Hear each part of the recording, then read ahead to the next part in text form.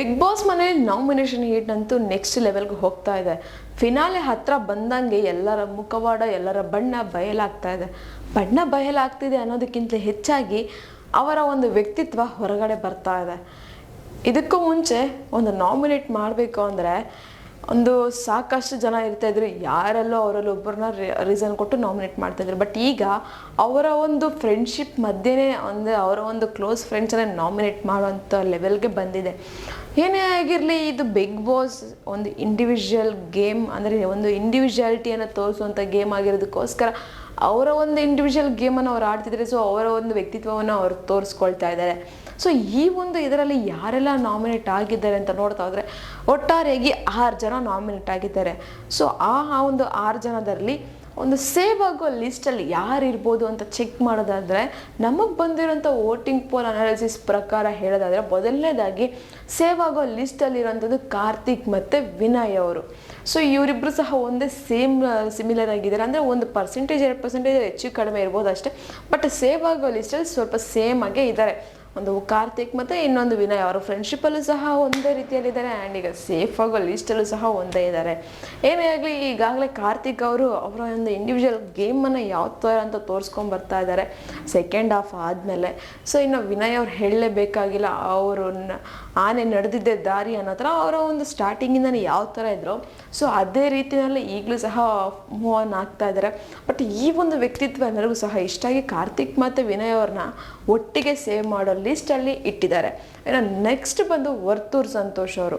So ಈಗಾಗಲೇ ವರ್ತೂರ್ ಸಂತೋಷ್ ಅವರು ರೈತರ ಪರವಾಗಿ ಬೆಂಬಲಿಸ್ಕೊಂಡು ಹೋಗಿರುವಂತಹ ವ್ಯಕ್ತಿ ಆಗಿರೋದಕ್ಕೋಸ್ಕರ ಇಡೀ ಕರ್ನಾಟಕದ ರೈತ ಕುಟುಂಬಗಳೇ ಅವರಿಗೆ ಬೆಂಬಲವಾಗಿ ನಿಂತಿದೆ, ಅಂದರೆ ಅವ್ರನ್ನ ಸಪೋರ್ಟ್ ಮಾಡ್ಕೊಂಡು ಬಂದಿದ್ದಾರೆ.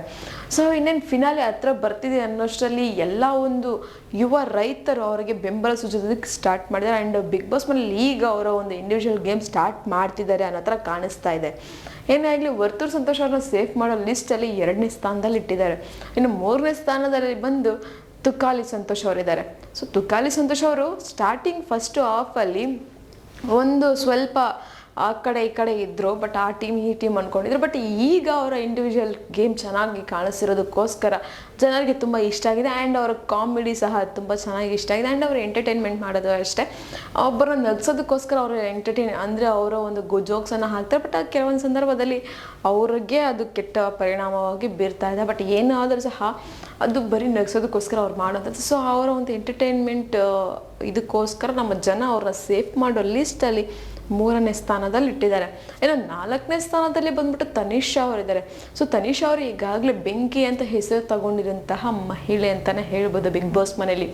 ಸೊ ಈ ಒಂದು ತನಿಷಾ ಅವ್ರಿಗೆ ಸಾಕಷ್ಟು ಜನ ಫ್ಯಾನ್ ಫಾಲೋವರ್ಸ್ ಈಗಾಗಲೇ ಇದ್ದಾರೆ. ಯಾಕಂದರೆ ಬೆಂಕಿ ಥರನೇ ಆಟ ಆಡ್ತಾ ಇದ್ದಾರೆ ಅನ್ನೋದಕ್ಕೋಸ್ಕರ ಅವರು ಎಲ್ಲೋ ಒಂದು ಕಡೆ ಅವ್ರ ಹತ್ರ ಇವ್ರ ಹತ್ರ ಹೋಗಿ ಮಾತಾಡ್ಬೋದು. ಬಟ್ ಎಲ್ಲೇ ಮಾತಾಡಿದ್ರು ಸಹ ಅವರು ಒಂದು ಜೋರು ಧ್ವನಿಯಲ್ಲಿ ಮಾತಾಡಿದ್ರು ಸಹ ಒಂದು ಪರ್ಫೆಕ್ಟ್ ರೀಸನ್ ಇರುತ್ತೆ.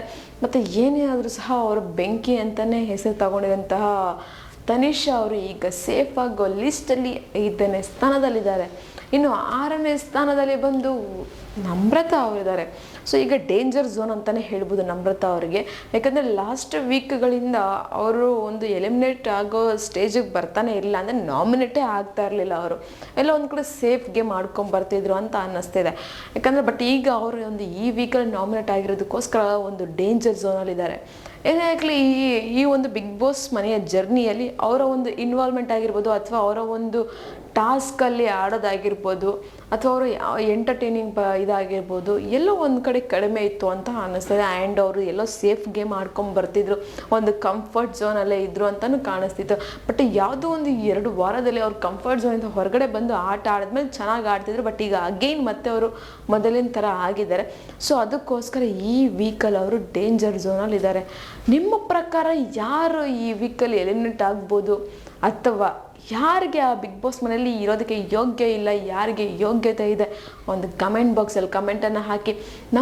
ನನಗೆ ಅನಿಸಿದ ಮಟ್ಟಿಗೆ ಈ ವೀಕಲ್ಲಿ ಡೇಂಜರ್ ಝೋನಲ್ಲಿ ಇರೋಂಥದ್ದು ನಮ್ರತಾ ಅವರು ಮೇ ಬಿ ಎಲಿಮಿನೇಟ್ ಆಗುವಂಥ ಹೆಚ್ಚಿಗೆ ಸಾಧ್ಯತೆಗಳು ಕಾಣಿಸ್ತಾ ಇದೆ. ನೋಡೋಣ ಅವರು ಬಿಗ್ ಬಾಸ್ ಮನೇಲಿ ಅವರ ಒಂದು ಸ್ಟ್ರಾಟಜಿನೇ ಬೇರೆ ಥರ ಇರುತ್ತೆ. ಬಿಗ್ ಬಾಸೇ ಒಂಥರ ಥಿಂಕ್ ಮಾಡ್ತಾ ಇರ್ತಾರೆ, ನಾವೇ ಒಂಥರ ಥಿಂಕ್ ಮಾಡಿರ್ತೀವಿ. ಸೊ ಏನು ಮಾಡೋಕ್ಕಾಗಲ್ಲ. ಒಟ್ಟಲ್ಲಿ ನಿಮ್ಗೇನು ಅನಿಸುತ್ತೆ ಅದನ್ನು ಕಮೆಂಟ್ ಬಾಕ್ಸಲ್ಲಿ ಹಾಕಿ. ನಾನು ಹೇಳಿದಂಥ ಒಂದು ವೋಟಿಂಗ್ ರಿಸಲ್ಟ್ ನಿಮಗೆ ಇಷ್ಟ ಆಗಿದರೆ ಒಂದು ಲೈಕ್ ಮಾಡಿ, ಶೇರ್ ಮಾಡಿ, ದಯವಿಟ್ಟು ಸಬ್ಸ್ಕ್ರೈಬನ್ನು ಮಾಡ್ಕೊಳ್ಳಿ. ಇದೇ ಥರ ಇನ್ನಷ್ಟು ವಿಡಿಯೋಸ್ಗೋಸ್ಕರ ನೀವು ನೋಡ್ತಾ ಇರಿ ನಮ್ಮ ಚಾನಲನ್ನು.